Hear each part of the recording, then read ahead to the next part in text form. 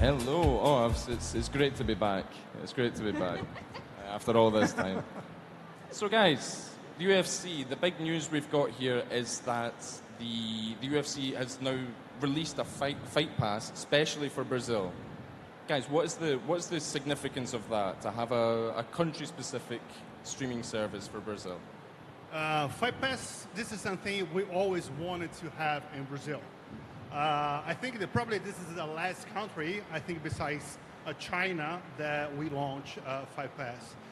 We always wanted to be close to our fans, to understand our fans. So if you understand Brazil, UFC Brazil, we are talking about 50 millions of fans in Brazil, 13 millions on social media. So the opportunity we have to be close to them, to go where they are, to speak with them, to understand their behavior, what they want, this is enormous for us. And of course, in partnership with Endeavor and Stream, of course, the platform, which is super important, super sophisticated, give you a great experience. So this is an incredible year for UFC in Brazil. Not just UFC, of course, because Fight Pass Brazil, we have all the 42 UFC events. We also have 30 other partners we have in Brazil as well. Not in Brazil for Fight Pass, other promoters, events, MMA, kickboxing, some other events as well, original content. So this is a great opportunity for ourselves to give to the fans, to be close to the fans. And Fred, if you want to come in on that, like, what is that? How emblematic is it that Brazil has now got its own version of the Fight Pass? Yeah, look, I think when it comes to launching a successful streaming service, you've got to lead with audience, right? And so we know that there are very specific requirements and needs for localized audiences around the world. Brazil is a gigantic and strategically important audience for the UFC, and so making sure that we had a bespoke, custom experience of Fight Pass for the Brazilian audience was critical. And direct-to-consumer is really hard. Really understanding your audience and letting the audience drive is key to success, and so that customized, localized approach was something that we really wanted to emphasize out of the gate. And Amanda, I'd like to kind of bring you in on this because your first pro fight was in 2014, right? And so think about what the UFC was like in Brazil in 2014. Just the kind of the tail end of the Anderson Silva years and all of these Brazilian champions, super popular. How does that compare to today, for example?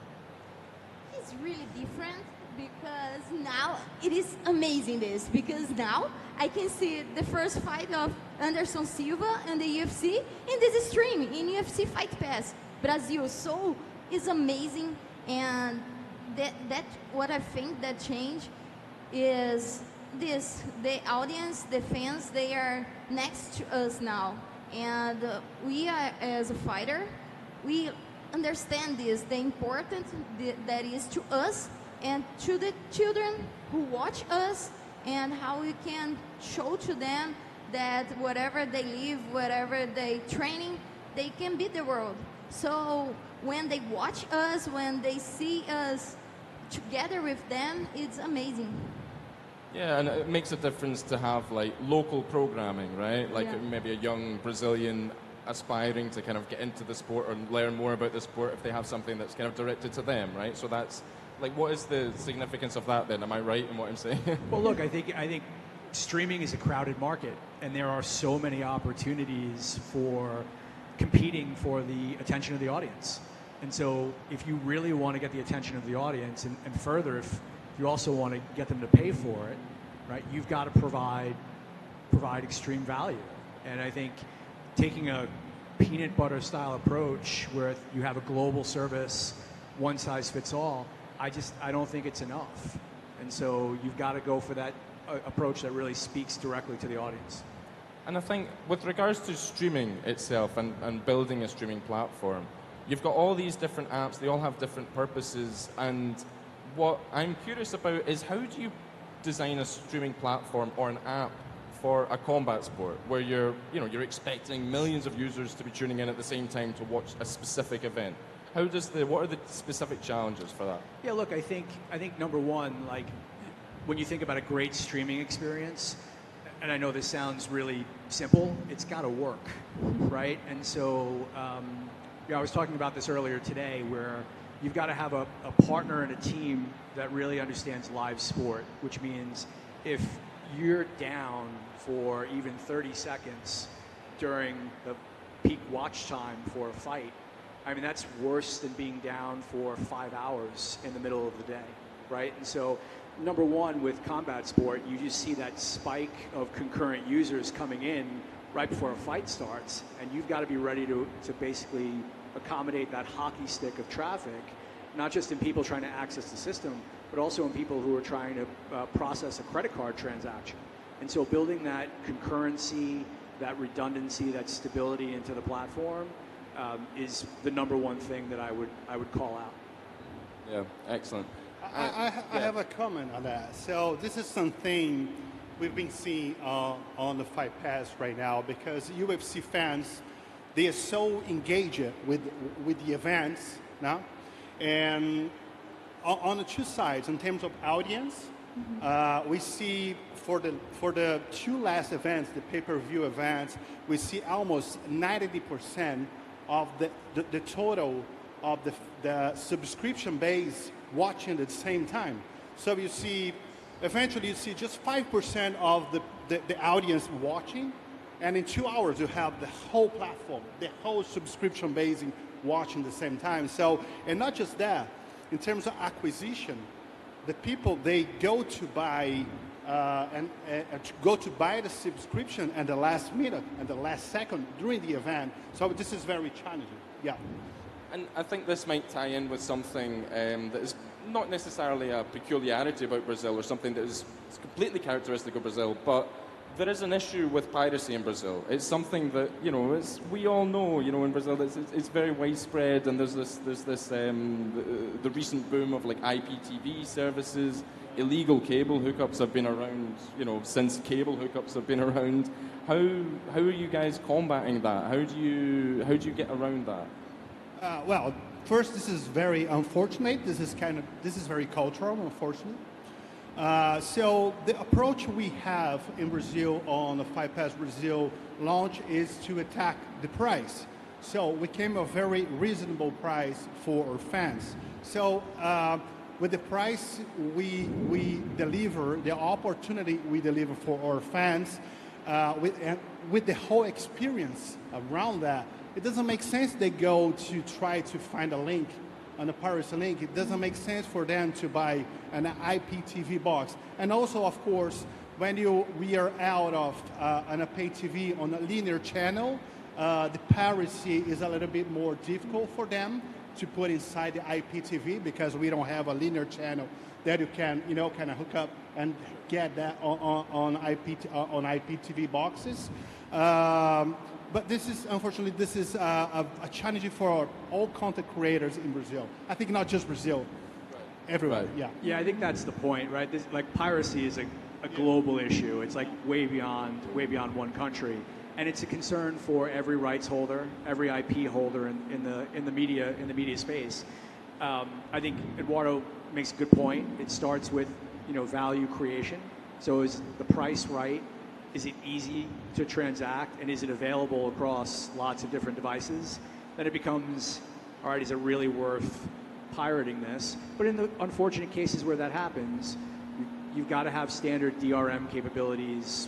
We watermark all the content so we can track. And in some cases where pirates will, take a legally purchased link and post it to a forum like Reddit, we can detect if that account is being shared, and over a certain threshold, we'll just start dynamically knocking out the accounts. So we're very, very aggressive from a piracy standpoint for our partners. Excellent. And for everyone here, how important is it to have someone like Amanda as, like the face of Fight Pass? She's just one of the ultimate fans' favorites in the UFC. How important is it to have her on your side? Because you certainly wouldn't want to be in the opposite corner, you know what I mean? Well, she represents everything she represents the sport. No, she represents sport. She's an athlete. She's health.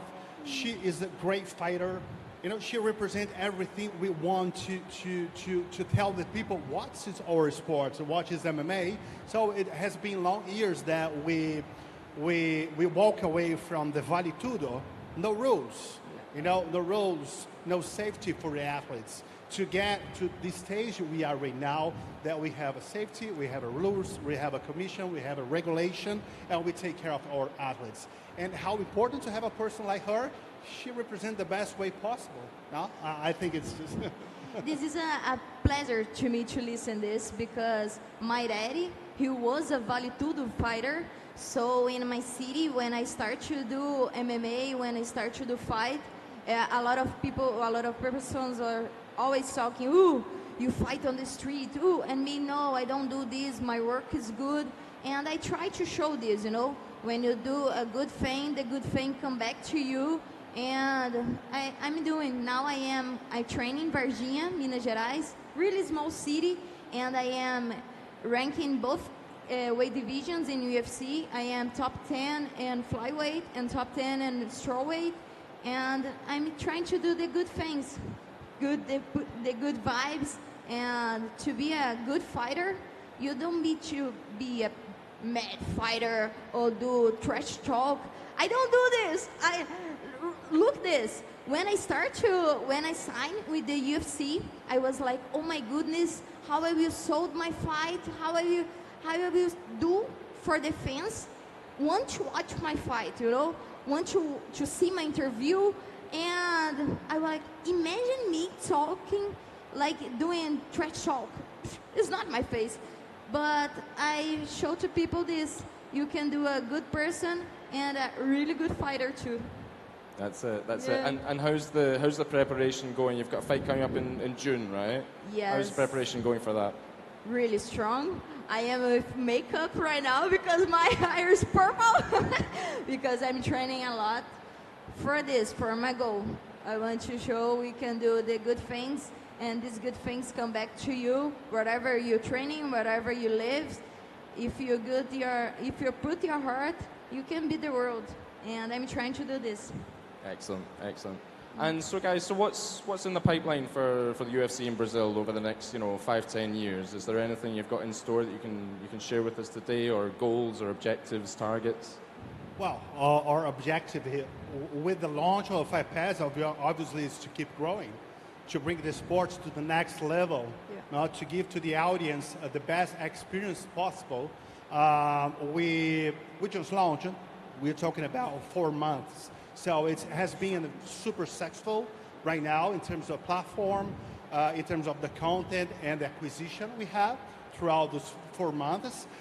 In the next months, we will be announcing new partnerships, new ways of distribution, because it's important for us to reach, to have the ability to give to our fans a chance to subscribe at each location they want, the way they want. So this is the future is keep working hard, keeping Endeavor streaming, keep progressing the platform, giving good experience, good content, and of course, and we have everything now. We have fans, we have 100 fighters, we have over 30 fighters on the top 15. So UFC will always be on the sports on the top level here in Brazil. You know, Brazilians love Brazilians to win, right? So we love it. So Brazil is the best sport for that.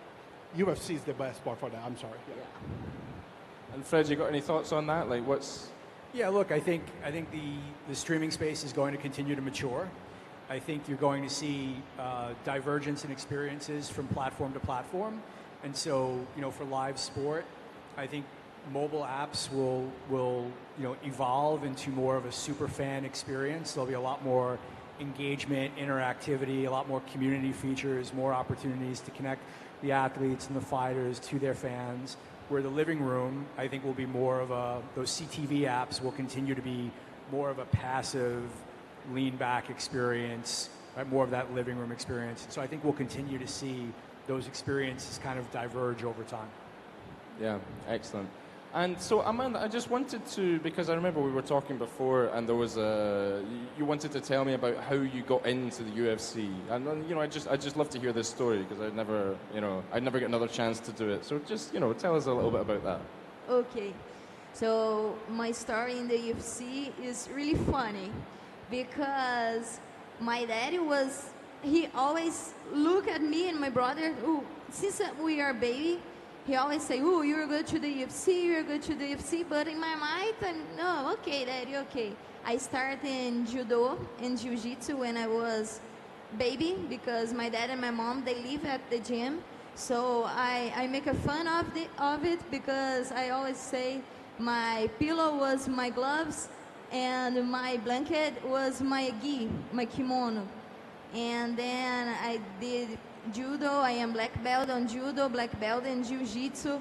And when I signed with the UFC, that changed my world, my family world, and my neighborhood world too. Because of that, I will say again, because I showed to that children that live next to me, they can conquer the world. And when I signed with the UFC, it was not easy, not because I signed. And in the UFC, all the athletes need to do exam test, and this is really good for the fighters because we can put anything in our bodies, and we all the time do tests. And unfortunately, I did a test, a USADA test, and they get me with a substance that I didn't know it. And oh my goodness, we're trying to do tests, and I get 2 years on doping. And oh my goodness, how I work with this, and okay, I accepted.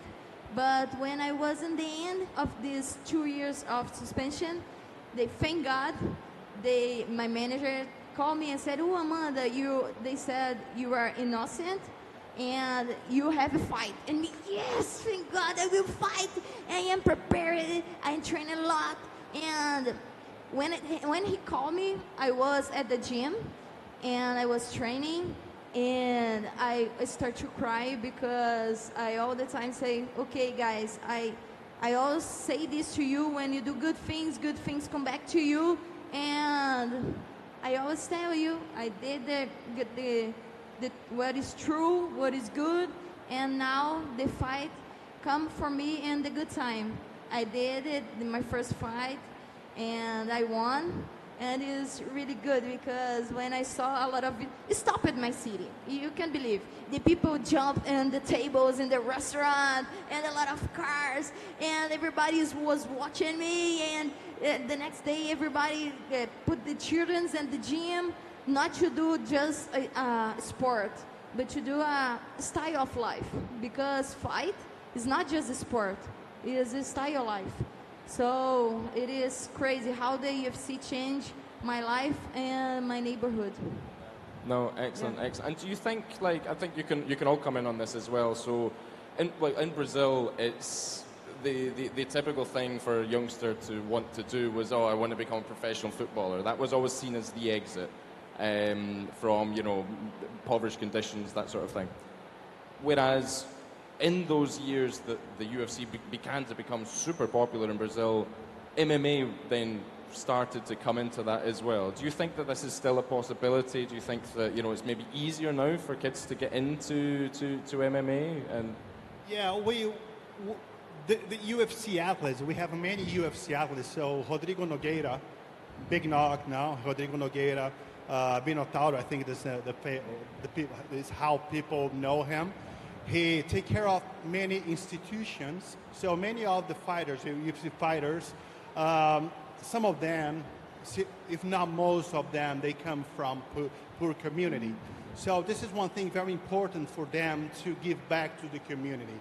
So one of the ways they do that, and UFC support this strongly, so with our CSR program and projects, is to give back to the communities. And the way we do that, we fund this CSR institutions, now responsibility social institutions, to bring kids that has problems with school, problems with families, problems with drugs.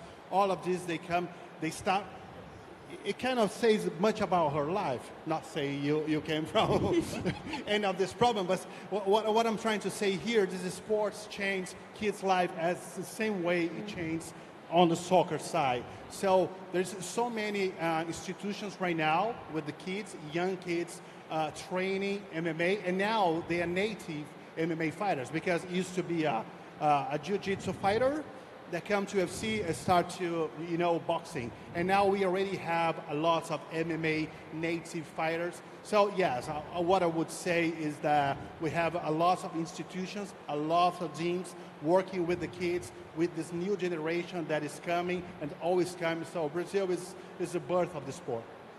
And would you guys like to come in on that as well?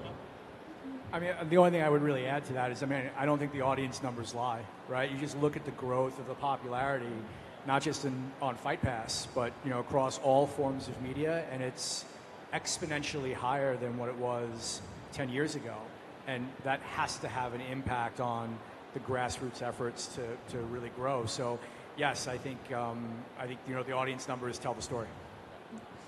Exactly. In the platform UFC Fight Pass, there is a lot of documentaries about it, about the fighters' lives, about the institutions. It is amazing to see and to feel that vibe, the institution vibe, how the UFC changed their lives. It is amazing to watch. Yeah, excellent. Yeah. Right, guys, I think we'll wrap that up there. I think that was excellent. Thank you very much for your participation, and that was really interesting. Thank you very much. Thank you very much. Great.